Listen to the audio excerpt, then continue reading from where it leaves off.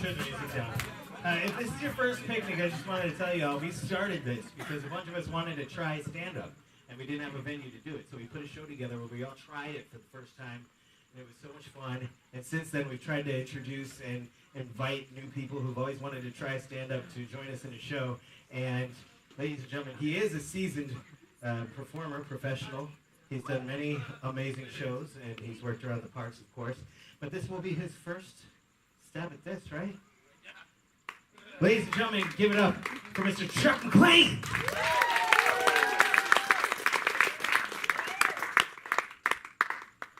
I'm not going to plug into this. It's my first stab at this. We'll figure it out. I got you. You don't have to plug in. No, I don't think so. Okay. It'll be fine. You said, Yeah. Here, my cheat sheet. That's why I brought the music stand over. I'm certainly not going to sing Despacito. give it a shot. Maybe. We're here to take risks. Maybe next time. But see, my faux pas was that I folded it all stupid, so now it won't stay. So anyway, thanks for being here. Paul, thanks for having me. I really appreciate that. You know it's going to work better. Use the binder clip.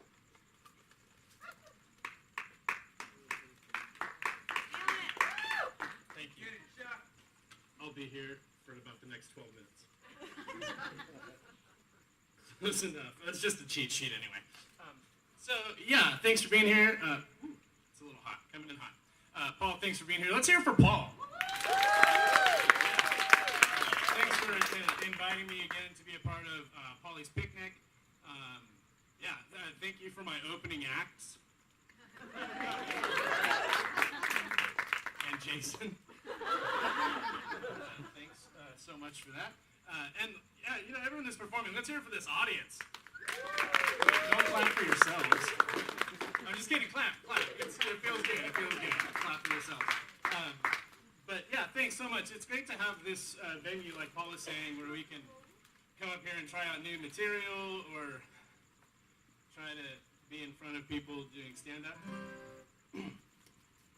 Yeah, so, and mainly, you know, we know that you spend your money, you earn your money very well, and it's hard-earned, and you can, you spend it anywhere, and we're just glad that you came to spend the evening with us, and that you were too cheap or lazy to get Comic-Con tickets. Thanks for that. Thank you. Last year at this time, I was at Comic-Con. Yeah, I was with a show called Game of Thrones, the musical. Yeah. No, really, I was at. Thank you. Yeah, I did a show last year at Comic-Con called Game of Thrones, the musical, and yeah, it was super fun. We played for about 10 weeks in LA, and then we were at the Matcha Theater in West Hollywood, or as we called it, Westeros Hollywood. Yeah, exactly. It was actually on Kings Road too, which was pretty awesome, right there on Santa Monica and Kings Road behind Hugo's. So anyway, yeah, I did that show, and it was super fun. We weren't actually in the building at Comic-Con. Let me clear that up. Some of us did promotional stuff there, like, hey, come see our show that you've never heard of, and we were dressed in costume. It was really ridiculous. And I played King Robert Baratheon, and Hodor. I was Hodor, and I was Samwell. I was all the fat characters. I was the portly characters, the lovable characters, the jolly characters, and I was also a Dothraki warrior, which is totally ridiculous. And we had horrible dialects like horse, things like that. It was pretty ridiculous. So anyway, thanks for being here and not at Comic-Con. Now, I'm not gonna lie, I'm a little nervous. When Paul asked me if I wanted to join this time around, I was like, yeah, sure, what do you need from me? And he said, well, improv. And I said, cool, I can do that. And he goes, and if you want to do something else, and I was like, something else? Like, like what? And now in my brain, I thought Paul was gonna put me in like one of his famous shorts, like his short films, not his shorts. His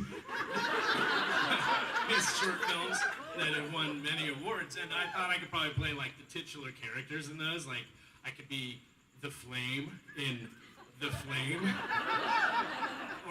or Ed in Spark Ed.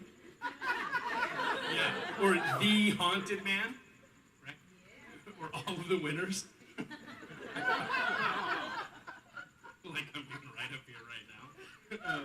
But that was not what he wanted. I realized that those were already in the canon. I was not in them titular or otherwise. Moving right along. So he said, well, you could do a solo spot of stand-up. And I went, I've never done stand-up before. And so obviously, as I'm proving right now, I've never done stand-up. So I said I can maybe tell a story. Sure, I can do some stand-up. I can tell a story. I can play music. Yeah, I just got back from Ashland, Oregon. Thank you. You've heard of it. Yeah, I did a show called Once the Musical. Thanks. Yeah, it was awesome. I did it at the Oregon Cabaret Theater. It's funny, whenever I say Ashland, everyone's like, oh, the Shakespeare Festival. I'm not good enough. So I was at the Oregon Cabaret Theater. Just kidding. I am good enough. Thank you for the affirmation. I wasn't fishing. So I did this show called Once the Musical, and it's all Glenn Hansard music, and I played the role of Billy, and I also understudied the lead role of Guy, who has a lot of songs. And so I kind of learned how to play guitar. I played guitar, banjo, harmonica, and so that everyone in the show, if you don't know it, all of the actors play instruments and accompany themselves. So yeah, I played those 3 instruments, and there were like 11 of us, and we played like 40 different instruments. I did not play all of them. I just played the 3. I said I can tell a story and sing some songs from the show maybe, and Paul was like, great, I'll give you a 12-minute slot. Lucky you. So this is my first time doing stand-up. Now I've been creating characters and performing for a really long time. Stand-up, this is my first time. I'm anyway, so I created a bunch of different characters, and some of them comic, like this one, and some of them tragic, like this is about to be. And now some of the comic characters have been seriously unfunny. Like one time I worked with this director, and we were doing this comedy show, and I created this character that I thought was brilliant, and he stops and he goes, Mr. McLane, I have 2 words, unfunny. That's one word. So that character was unfunny. And then I've had, really serious dramatic characters that were downright laughable.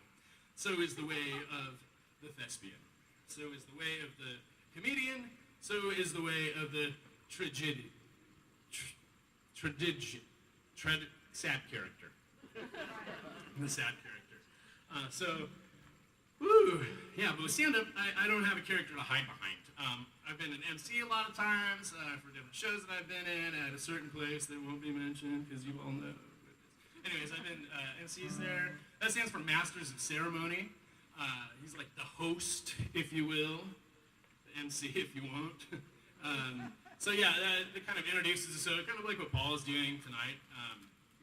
So yeah, I usually don't have a character to hide behind, but I found that like when I do MC, I create a persona that's usually self-deprecating and silly and funny because I want the crowd to like me, and I tell them I'm not that good, so there's not that much expectation.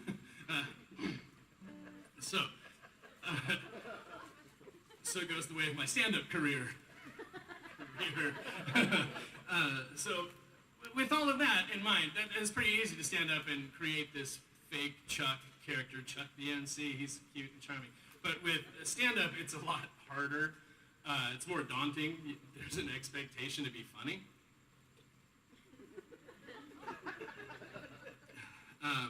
Looks are everything. One of the hardest things is I feel you need to write your own materials. If you steal material from other people, it's called plagiarism, right? I'm sure that some of you that write essays, your teachers tell you don't. It's not you write essays. They tell you don't steal from other people or quote them, or otherwise it's plagiarism. And in the comedy world, I hear that if you steal other people's jokes, you're a hack. So I'm terrified of that. So I've been writing my own jokes. And I once was on the Hyperion stage at Disney California Adventure, and I played a lovable blue character who was quite funny. And thank you. and I wrote my own jokes for that. I did. And I would never steal jokes, even from the other funny blue guys, even though they told me to, and that was kind of the thing that you did, but I refused. I didn't play that role for very long after that. But anyway, it was fun while it lasted. So the point is, I don't steal jokes. So, I'm not doing this stand-up thing very well. I'm sitting. Well, you live and learn. Next time, maybe. The point is, I don't steal jokes. I want to play some music from my new album, Pieces by Dan Franklin. I'm just kidding. I won't steal jokes, but I'll steal the hell out of some music. No, I'm just kidding. I'm not going to sing from Dan's thing. Jason did that well enough. I'm going to sing a number that I sang in Ashland, not for the show. It's not a Glenn Hansard song. I'm sure a lot of you know it. We had a busking hour before the show where the audience would be there. And we would come out and sing songs pre-show. It's called busking. I don't know, street performers or whatnot. So I am going to sing a song that you may know. It's Irish. So if I sing in an Irish dialect, it's because it's the only way I know how to sing it. You may know it. It's called Whiskey in the Jar.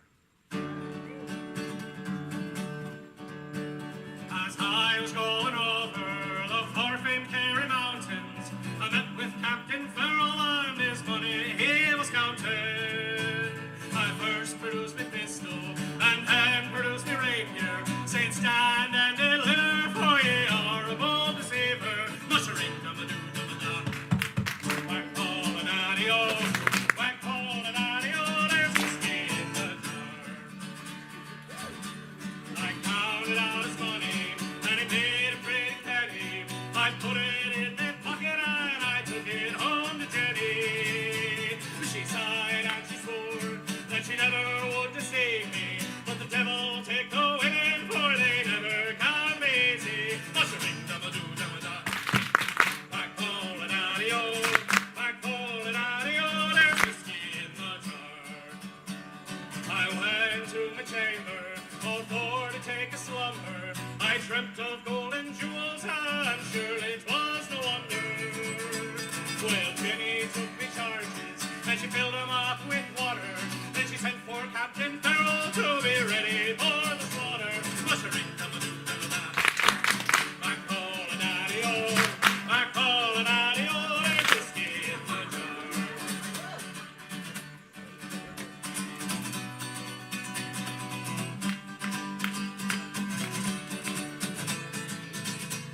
Mushering dum-a-doo-dum-a-da. Back hole and addy-o, back hole and addy-o, there's whiskey in the jar. 'Twas early in the morning, before I rose to travel, up came a band of footmen and likewise Captain Farrell. I first produced me pistol, for she stole away me rapier. I couldn't shoot the water, so prisoner I was taken. Mushering dum-a-doo-dum-a-da. Back hole and addy-o, everybody. Back hole and addy-o, there's whiskey in the jar. There's some take delight in the carriages a-rolling, others take delight in the curling and the bowling. Well, me, I take delight in the juice of the barley, and courting pretty fair maids in the morning bright and early. Mushering dum-a-doo-dum-a-da. Back hole and addy-o, back hole and addy-o, there's whiskey in the jar. If there's anyone can save me, 'tis my brother in the army. station in Cork or in Killarney. And if you will go with me, we'll go roving in Kilkenny. I'm sure he'll treat me better than my old Sporting Jenny. Mushering-da-ba-doo-da-ba-da. Back Paul and Addy-o, back Paul and Addy-o, there's whiskey in the jar. One more, mushering-da-ba-doo-da-ba-da. Back Paul and Addy-o, back Paul and Addy-o, there's a whiskey in the jar. Ladies and gentlemen, give it up for Jack.